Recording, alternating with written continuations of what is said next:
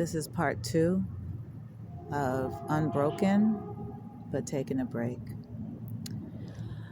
I have had quite a season, to be honest, and I'm really happy that I found my way to the end of the year, you guys. It's finally here. I'm like, Lord, I've been waiting for this season so patiently, so silently with it. Like, like, okay, Lord, it is time. Like, what in the hell? I'm feeling like I've been through so many different chapters in my life, and I've been ready to turn the page and close the book and start a new one.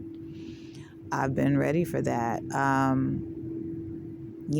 know I be talking to God like I know it's a trilogy, but Lord have mercy, let's go on ahead to volume 2 around here. Like, okay, because I'm not here for all this, right? But let me go ahead and get into this really quickly. And I'm not going to make this series too long because I've had some pretty long series. In fact, I don't really have to post anything else for probably another year if I chose to. And I think that everything that I have up there would be just fine, you know? Please don't watch the clock on me, you guys, for those of you who know.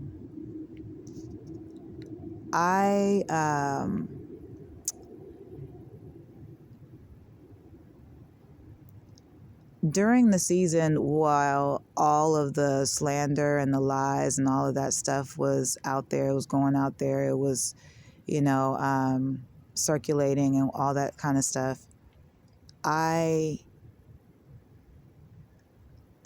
went through a period of time where I felt like I needed to just be silent. I just felt like I needed to be silent. I didn't feel like I wanted to speak on anything. I felt like there was a lot to learn about the situation.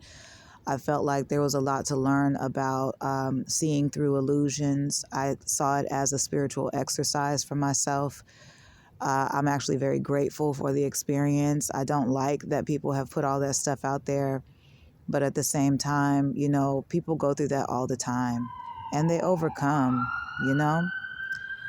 So is somebody doing something? Somebody in trouble?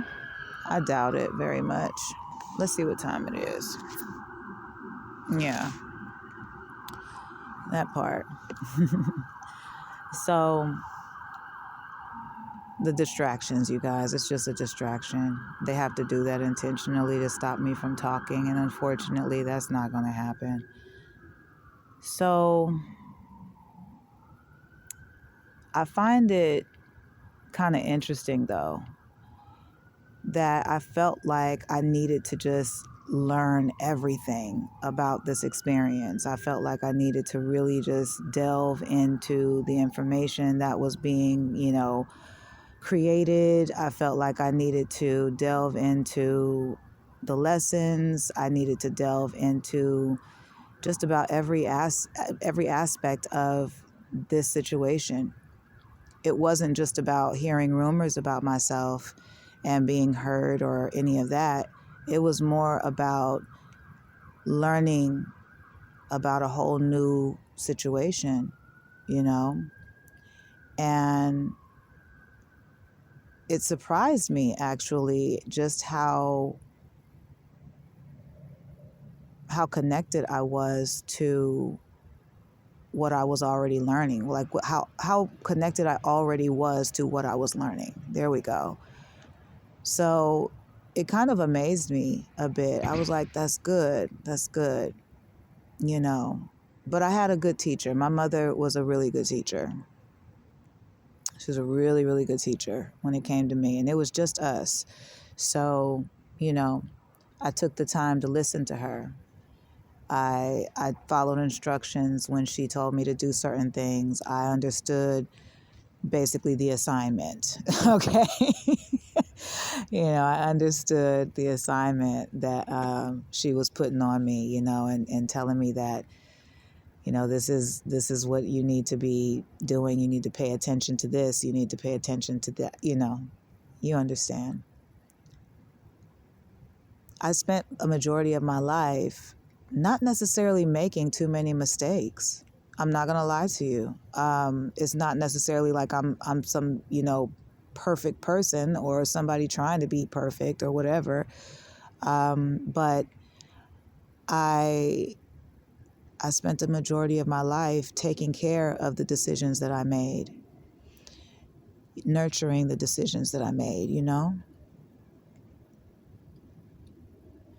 And the one thing I always knew was that I needed to make sure that I paid attention to my intuition.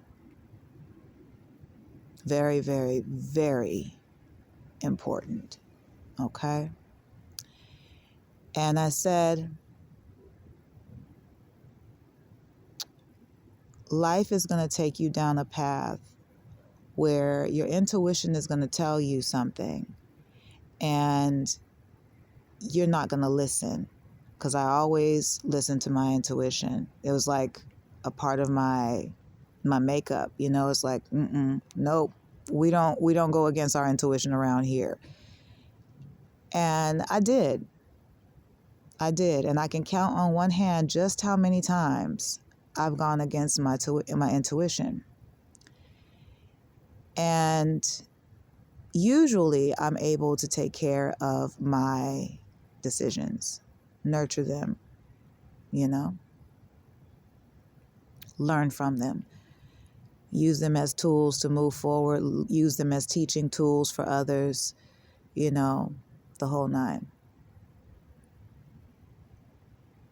But my intuition told me something about some people that I had met.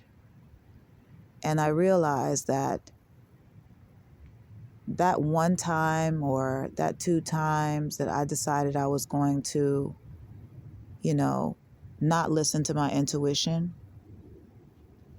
those were the times when I needed to listen to my intuition the most.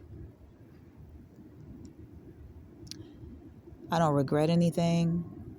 I know now that I was lied to, and I know now that I was manipulated, then targeted and the whole nine. From the moment that I even got to SoCal, that was a whole new chapter of a setup, I was already going through a setup that was, in Northern California. So when I got to Southern California, I didn't know about the first one. So now I know about the Northern California setup and the Southern California setup, which is crazy to me because I'm like, why would people want to do that to me? And so I started to take inventory. I took inventory of my actions. I took inventory of my thoughts. I took inventory of my emotions. I took inventory of everything, every aspect of my life. And I couldn't find a reason that was bad enough for people or someone to target me in that way. So as a result of setups and targets and things like that, I get propositioned a lot, and I wish that people hadn't have done that. But to some people, they just feel like it's not that big a deal. They think it's funny. It's a joke. Whatever. And I'm sitting here like, no, it's actually not funny. And it's not a good joke at all. All right? It's actually really fucked up because it affected my family, my children, and things like that when it shouldn't have, Let's get into part 3.